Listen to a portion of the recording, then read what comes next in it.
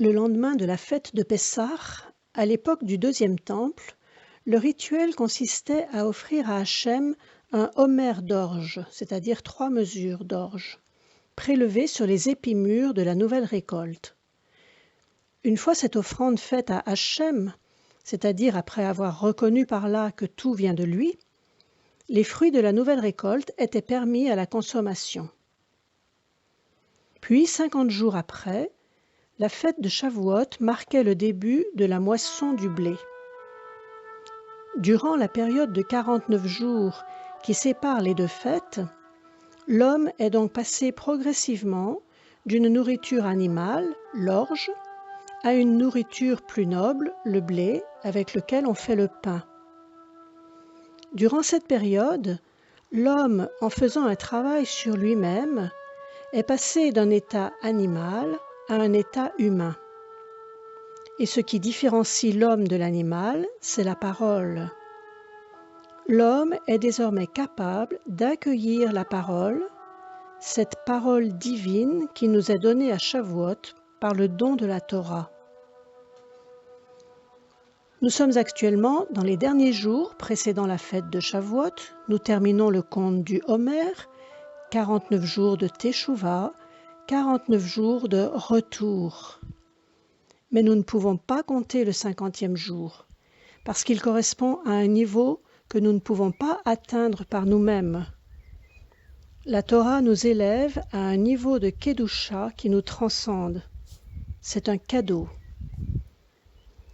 Et ces 7 semaines qui nous ont préparés au don de la Torah peuvent être mis en relation avec les 7 jours durant lesquels la femme se purifie de son sang avant de pouvoir retrouver son époux. 7 jours durant lesquels il lui est demandé d'attendre. Cette épouse qui va retrouver son époux, c'est le peuple d'Israël, qui est épouse d'Hachem.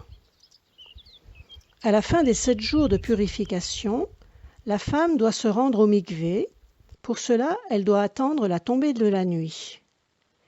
Après quoi, les joyeuses retrouvailles ont lieu entre l'époux et son épouse, une véritable fête comme une nuit de noces.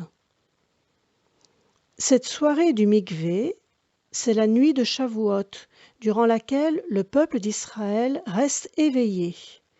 Il étudie toute la nuit, c'est le temps des retrouvailles, le temps de la fécondation. Et cette fécondation s'opère en un lieu précis, sur la montagne. Har, en hébreu, c'est la montagne. D'abord le Har Sinaï, et à la fin des temps, le Har Tzion à Jérusalem. De ce mot Har, montagne, vient un autre mot, Héraïon, grossesse. C'est donc le début d'une grossesse, d'un dévoilement.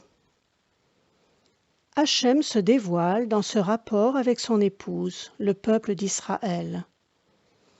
Tout ce qui va être révélé au monde passe par ce peuple porteur d'un message que toute l'humanité est appelée à entendre. La Torah sort de Tzion. Dans le don de la Torah, c'est l'infini qui descend dans le fini. C'est la lumière de la présence divine qui va émerger de la terre.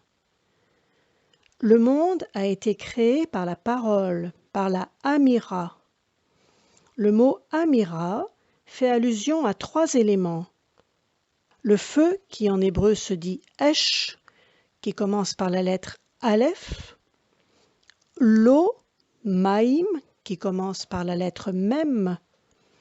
Et le souffle, Ruach, qui commence par la lettre Resh.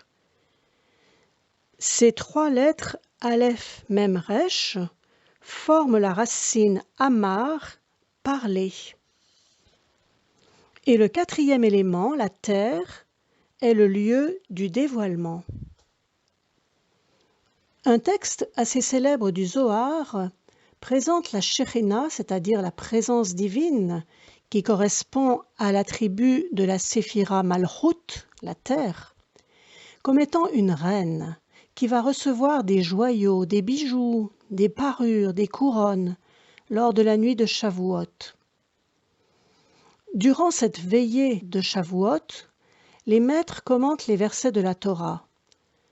Chaque étude, chaque verset représente une parure, un bijou qu'on ajoute à la Shérina pour qu'elle soit ensuite amenée au roi.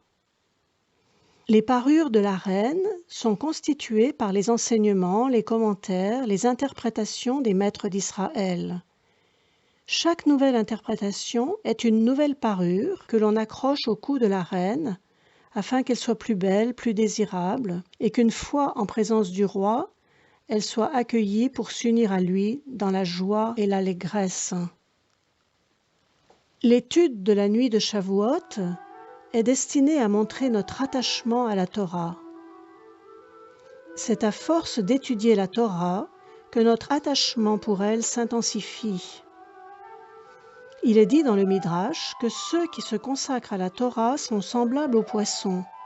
En effet, les poissons ne sont jamais rassasiés de leur milieu naturel.